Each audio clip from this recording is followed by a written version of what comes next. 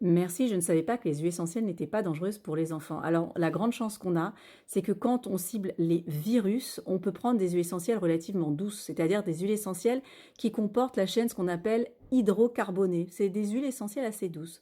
En revanche, quand c'est des huiles essentielles qui ciblent les bactéries, donc j'ajoute ça, là, c'est un petit peu plus compliqué et il faut s'en méfier. Donc, ces huiles essentielles avec ces atomes d'oxygène, vous les retrouverez dans les origans, les thym, les sarriette. Souvent, on dit, voilà, origan, thym, sarriette, c'est costaud. Oui, c'est costaud, mais c'est bien, mais pour les bactéries.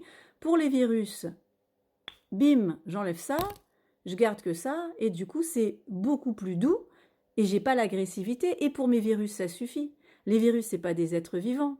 Donc ça me suffit. Les virus, on les appelle des zombies. Hein. Ils viennent pirater la mitochondrie. Alors que les bactéries, c'est des êtres vivants. Et pour cibler les bactéries, c'est plus compliqué. On a besoin de ces boules rouges, d'accord? De manière imagée, évidemment. Regardez la vidéo précédente où je parle un peu de biochimie. Donc oui, non, les huiles essentielles, elles sont pas spécialement dangereuses, ni pour les enfants, ni pour personne. En tout cas, pourvu qu'elles soient bien ciblées, bien choisies. Mais je vous ai donné une référence fondamentale, c'est de dire que les essentiels qui agissent sur les virus, c'est les moins agressives. Donc c'est une très bonne nouvelle pour nous. Quand il y a une attaque virale, c'est pas la peine d'aller prendre des origans, des thym, des sarriette. Ça, c'est pour les bactéries.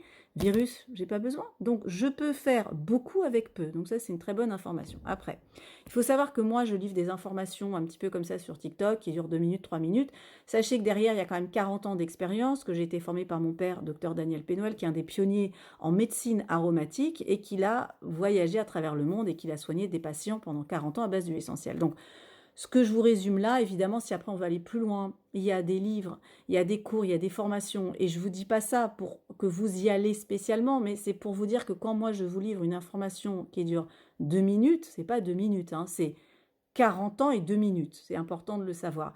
Donc, c'est des choses qui m'ont été transmises, c'est des choses que j'ai étudiées. Évidemment, si vous voulez en savoir plus et savoir comment utiliser ces huiles essentielles, connaître la biochimie, je vous l'ai dit, il existe des livres, il existe des formations, il existe des masterclass qu'on propose en ligne, que vous pouvez aussi vous procurer. Et là, vous irez un peu plus en profondeur. Si on veut se soigner, on va dire, par soi-même, moi, je vous ai donné un petit conseil simple pour l'aspect viral. Eh bien, on va prendre par exemple le Kunzea ambigua, on va diffuser dans la pièce. Il n'y a pas de problème particulier avec le Kunzea. Vous verrez, on en parle dans le livre qui s'appelle l'aromathérapie quantique. Et encore une fois, c'est pas sarriette, origan et thym.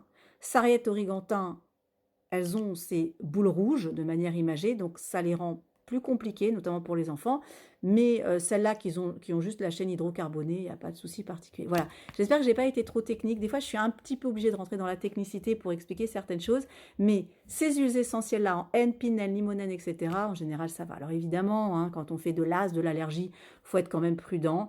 Voilà, donc quand même vérifier si la personne ne fait pas d'asthme et d'allergie. Mais sinon, globalement, j'ai été élevée aux huiles essentielles. J'ai pris des huiles essentielles quand j'étais dès l'âge de 1 jour, 2 jours. Mais bon, en même temps, j'étais avec le spécialiste des spécialistes. Donc, je ferai des choses pour moi et pour mes enfants parce que je suis entraînée et que quelqu'un qui démarrait, évidemment, il y aurait certaines précautions à prendre. Voilà, j'espère que j'ai été assez concise en donnant un maximum d'informations. Et là, je vois un moustique, bim, je l'ai raté, boum, je l'ai aussi raté.